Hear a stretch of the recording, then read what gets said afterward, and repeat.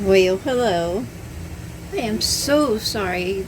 My house, if there's not a fan running somewhere, there's a grow light going on and off somewhere. So my hues may be slightly off, and I have to compete with the fan. I hope you can hear me. This is not my garden review. I was getting ready for it, and I went, oh, while I'm going ahead and I'm parting him out a little bit. This is Christopher, my Christmas cactus. While I'm doing that, I'm going to show you how, because they're very easy to take cuttings of, but you have to be sure to let them harden off. Now, I've gone ahead and done that for him, but I'm going to show you how. It's the same for Thanksgiving cactus as well. We're going to do her too, but well, I could always use another little Christopher here, so yeah, I'm gonna go ahead and take it from down here. And I just want to take it at a segment. Can you see that? Well, here, let me take it where you can. See, I got a nice growth. This would make a nice space for me. And I want to take it and I twist them. I twist it off right at the segment.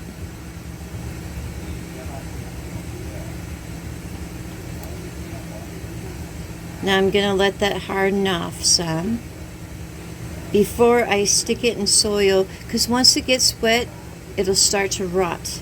So you have to let it harden off, kind of leather up there like callus over. So what I've done with him,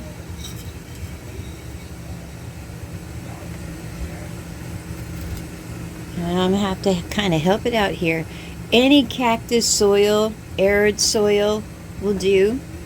Now, I like to put him in the clay pots better. He's already been soaking. I always soak them in water. But these ones here, I haven't given them any water yet because I was waiting for them to harden off. So they're just in dry soil, and we're going to get them wet while we're talking. This little guy here, yeah, I'm just going to leave on top of here. On top of the soil.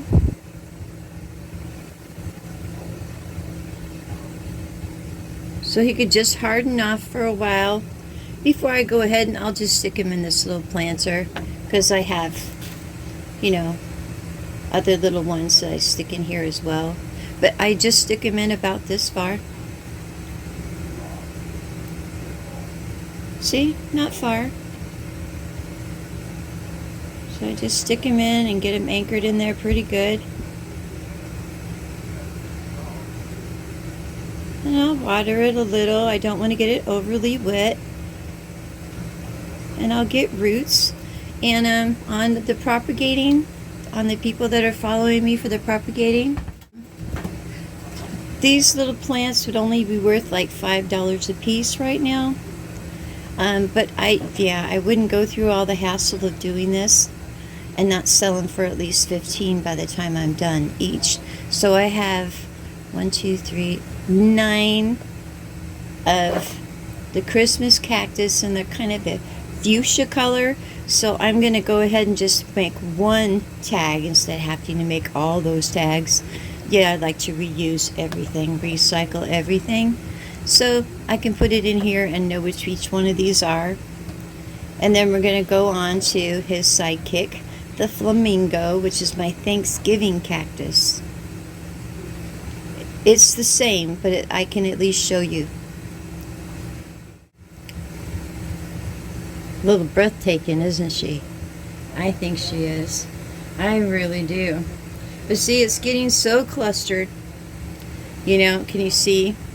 There's areas that aren't getting enough light. I'm going to take them anyway. Ooh, no, I'm not going to take the ones with the flowers on them. But why would I do this while it's flowering?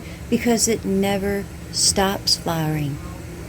For whatever reason, I could never get them to do that for me before. Hardly flower at all.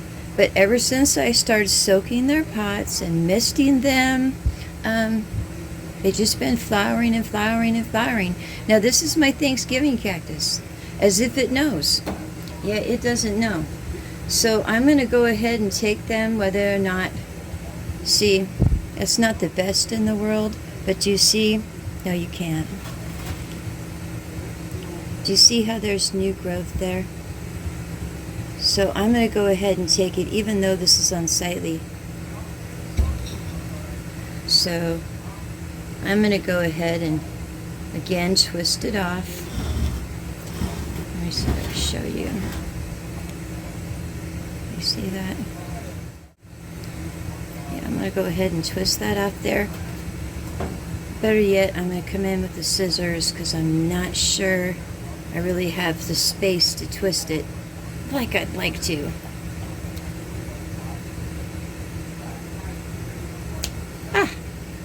Okay. We're going to have to let that harden off. But I'm going to show you a little trick. Let me just take a few.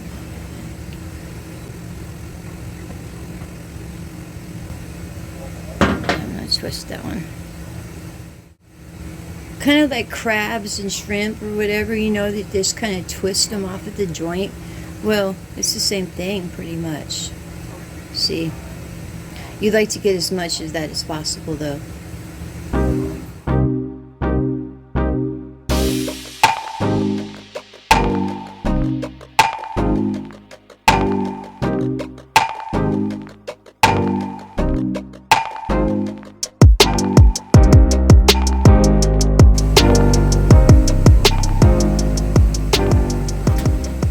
See, I could take a lot more if I wanted to, and I really would like to because I want to thin it out a little bit more, but for right now I'm just gonna let it continue to bloom as if it ever stops. Oh, let me show you the Christmas cactus I just recently picked up during Christmas time. Okay, well, I know I named the other one Christopher, but it's still along the lines of like a Bugsy Siegel, okay? I know that doesn't really add up to you, but it does to me, and that's what counts. And this here, you know, this is the flamingo. She's kind of a fiery reddish orange. Well, this one here, I picked up at a dollar store around the holidays. I needed some Christmas cheer, and it looks so sad. It really did, and kind of dehydrated, and I brought it home, and I had left it inside of its little wrapper and everything. That's what they say to do. Oh, about for a week, you know, let it breathe and all, but to keep it in there and keep the moisture in, and would you look at that? Oh, I'm so sorry, I get a little bit taken, but look, it just has rebound, and it only looked so very small when I first got it, but oh, look at this, it's got an interesting leaf, the coloring, it's just so very beautiful. And I don't think that this is Christmas, I think this is Thanksgiving. It's got the leaves of a Thanksgiving. We're not going to take any from it, but oh yes, here you go. So we've got the Bugsy one, and we've got the flamingo, and now we've got the Tropicana. Okay, so it's not as fiery orange as the other one, but I swear I think this is a Thanksgiving cactus. I wouldn't let mine go until, you know, they looked very healthy and full. That's why if you're propagating plants for profit, it's best to go ahead and save them and hold on to them for a while, because it takes them a while to grow. But you want to, instead of just selling, because you can sell these in the mail for, I don't know, $5, you know, and you can probably get them for some postage and handling as well, and it'll make it, and it's worth it. Or you can hang on to it and have a nice full little plant, and instead of getting only $5, you're maybe getting, you know, 15 to 20, depending on what it looks like, the coloring, and how badly people want it. Now I'll tell you why I charge so much money when I charge for my plants, is because most people that know me know my plants are healthy. You know, they just know where they come from. And I think that has a lot to say about, well, how you treat well, some people do dogs and cats and plants, and it's how you treat them and how you care for them. And they know that my plants are well cared for. Anyway, let's move on here. Yep, I'm just over here being all smug. It's because it's not everybody that can be successful at having an indoor garden. No, and it's not simple, but it's so rewarding. And I'm so excited because I got fresh tomatoes on the vine right now, red. Oh, I will show you if I have enough time, but probably on my update. But everything is working out for me rather well. Oddly enough, rather well. Since all this is already dry, I haven't gotten it wet yet, and it's another container. You know, I'm reusing a container.